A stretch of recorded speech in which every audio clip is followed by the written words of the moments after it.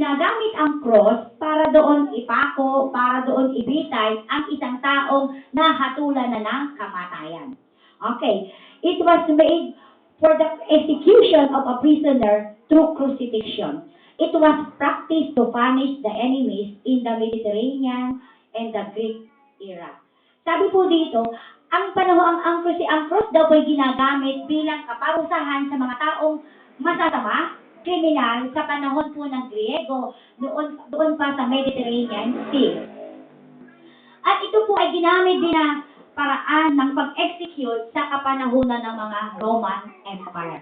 So, isang maliwanag pong background sa atin, noon pa bang panahon, ito po yung pinatinatawag natin na sentensya sa taong pinakamasama sa panahon mo, sa panahon nila.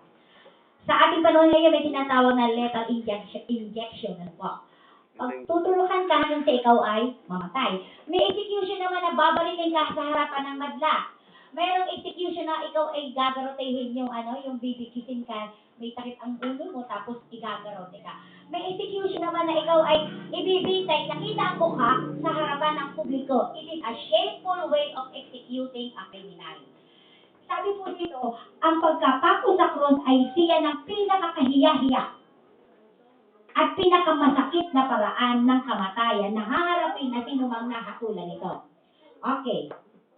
At sa kasaysayan ng mundo, merong iisang kasaysayan na may kinalaman sa crucifixion na gusto ng Diyos marinig ng lahat ng tao. Sapagkat ang pagkapako ito ng anak ng Diyos ang magiging daan ng buhay sa mga sasampalataya sa kanyang ginawa sa kanyang pagkapako doon sa krus.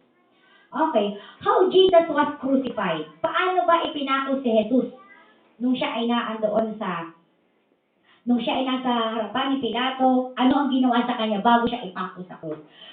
Titingnan po natin, imagine nyo sa inyong isipan, mayroong dalawang kahoy na ginawang cross. Kahoy, malaking cross. Nanood niyo yung The Passion of the Christ. Ako ulit-ulit kung pinanood ang Passion of the Christ at maganda.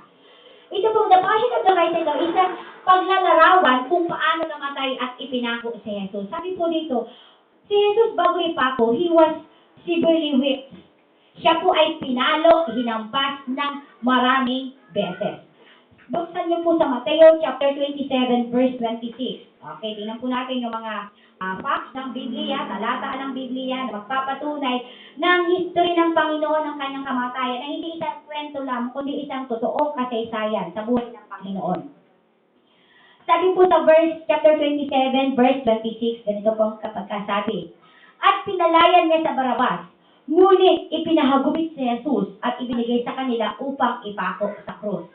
Yung term na ipinahagupit ay hindi